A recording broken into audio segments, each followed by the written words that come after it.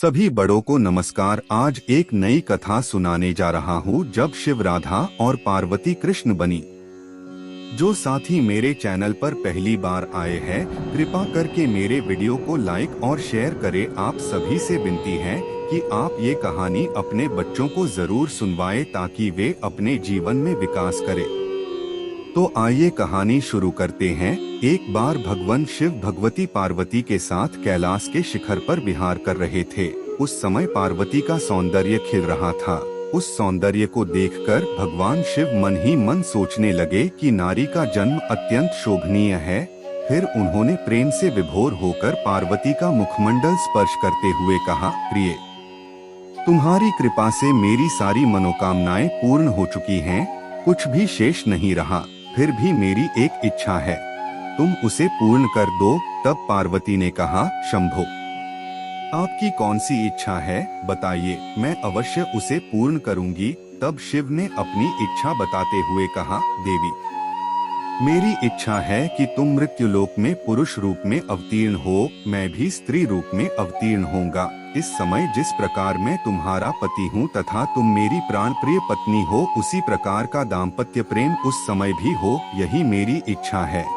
तुम इसे पूर्ण करो। भगवान शिव की बात सुनकर भगवती पार्वती मुस्कुरा उठीं। उन्होंने शिव को आश्वासन देते हुए कहा, प्रभु, आपकी इच्छा को पूर्ण करने के लिए मैं अवश्य मृत्युलोक में पुरुष रूप में अवतीर्ण होंगी। आपकी प्रसन्नता के लिए मैं पृथ्वी पर वसुदेव के घर में पुरुष रूप में श्री कृष्ण होकर जन्म लूंगी। लेकिन महादेव, आपको भी मेरी प्रसन्नता का ध्यान रखना होगा। भगवान शिव उत्साह पूर्वक बोले, देवी, मैं तुम्हारी प्रसन्नता के लिए क्या करूं? आपकी भी स्त्री रूप में अवतीर्ण होना होगा। पार्वती ने भी अपनी इच्छा बताई। भगवान शिव अत्यंत प्रसन्न होकर बोले, शिवे, तुम्हारे पुरुष रूप से श्री कृष्ण के रूप में अवतीर्ण होने पर मैं स्वयं तुम्हारी प्राणसदृश वृषभानु की पुत्री राधा के रूप में प्रकट होकर तुम्हारे साथ विहार करूंगा। इसके साथ साथ मेरी 8 मूर्तियां भी रुक्मिणी, सत्यभामा, जाम्बवती आदि पटरानियों के रूप में मृत्युलोक में अवतरित होंगी। यह सुनकर भगवती पार्वती ने शिव से कहा, प्रभु, तब आपकी मूर्तियों के साथ मैं ऐसा यथोचित विहार करूंगी जैसा न तो किसी ने किया है और न ही कहीं सुना गया है। उम्मीद है आपको कहानी पसंद आ रही होगी। कृपा करके मेरी वीडियो को लाइक शेयर कर दे और मेरे चैनल को सब्सक्राइब कर दे। अब आगे की शेष कहानी सुनिए।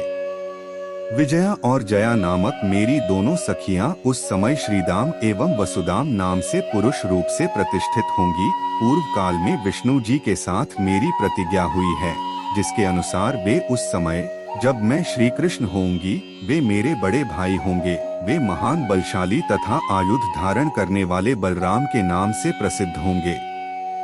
इस प्रकार मैं पृथ्वी पर अवतरित होऊंगी और देवताओं के कार्य संपन्न करूंगी तथा अंत में महान कीर्ति स्थापित करके पृथ्वी से वापस चली आऊंगी। पूर्व काल में भगवती और विष्णु जी ने युद्ध में जिन राक्षसों का संहार किया था, वे द्वापर के अंत में बहुत से राजाओं के रूप में उत्पन्न हो गए। उनके भार को न सह सकने के कारण पृथ्वी गौरूप धारण कर समस्त देवताओं के साथ ब्रह्मा जी के पास गई। पृथ्वी को साथ लेकर ब्रह्मा जी कैलाश पहुँचे। वहाँ उन्होंने भगवती के राक्षसों का संहार करने का निवेदन किया। तब भगवती ने कहा, ब्रह्मन, मैं स्त्री स्वरूप में उन राजाओं का वध नहीं कर सकती, क्योंकि उन्होंने भक्तिपूर्वक मेरे स्त्री का स्वरूप का ही आश्रय ग्रहण किया है। लेकिन हाँ, मेरी जो भद्रकाली मूर्ति है वह वसुदेव के घर में पुरुष रूप में जन्म लेगी। वसुदेव पत्नी देवकी के गर्भ से श्याम अवतार लेंगे। वे कंस आदि दुष्ट राजाओं का संहार करेंगे। भगवान विष्णु भी अपने अंश से उत्पन्न होकर महाबली अर्जुन के रूप में प्रसिद्ध होंगे। धर्मराज युधिष्ठिर होंगे। पवन देव भीमसेन तथा अश्विनी कुमारों के अंश से नकुल और सहदेव उत्पन्न होंगे। ये सब धर्मपरायण होंगे। दुष्ट दुर्योधनादि का पांडवों से युद्ध होगा। मैं युद्ध में माया फैलाकर रणभूमि में उपस्थित होकर परस्पर मारने की इच्छा वाले उन दुष्ट राजाओं का संहार कर दूंगी। मेरी भक्ति में लीन रहने वाले पुण्यात्मा तथा धर्मनिष्ठ पांडु पुत्र 5 भाई बांख जाएंगे। इस प्रकार मैं सभी पापी राजाओं का संहार कर डालूंगी। पृथ्वी को भार मुक्त कर पुनः यहाँ चली जाऊंगी। हे जगतपते, मैं लोक कल्याण के लिए इस प्रकार का कार्य करूंगी। आप विष्णु जी के पास जाकर उनसे प्रार्थना कीजिए कि वे मानवदेह धारण कर पांडु पत्नी के गर्भ से शीघ्र पृथ्वी पर अवतरित हों। भगवती के इस प्रकार कहने पर ब्रह्मा जी भगवान विष्णु के पास पहुँचे और उनसे पृथ्वी पर अवतरित होने के लिए प्रार्थना की। तब भगवान विष्णु ने उन्हें आश्वासन दिया कि मैं इंद्रदेव के द्वारा कुंती के गर्भ से मानव रूप धारण कर अवतरित होऊंगा।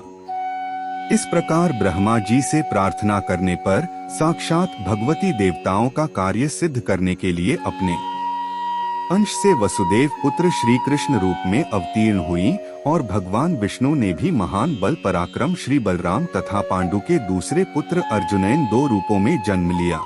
भगवान शिव भी पीछे नहीं रहे।